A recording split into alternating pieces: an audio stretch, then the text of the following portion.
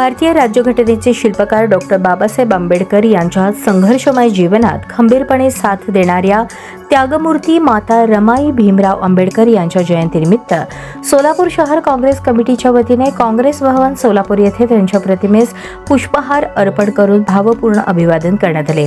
कार्यक्रमात खासदार प्रणितीताई शिंदे यांच्या हस्ते पुष्पहार अर्पण करण्यात आला। यावेळी शहर काँग्रेस अध्यक्ष चेतन नरोटे व जिल्हाध्यक्ष सातलिंग षटगार उपस्थित होते। अभिवादन करताना खासदार प्रणिती शिंदे म्हणाल्या की माता रमाई यांनी बाबासाहेबांच्या संघर्षपूर्ण आयुष्यात न डगमगता सहचारिणी म्हणून मोलाची भूमिका बजावली। वैयक्तिक दुःख हालअपेष्टा सहन करत त्यांनी बाबासाहेबांच्या सामाजिक कार्याला बळ दिले। त्यांचे जीवन त्याग, संयम आणि प्रेरणादायी कर्तृत्वाचे प्रतीक आहे।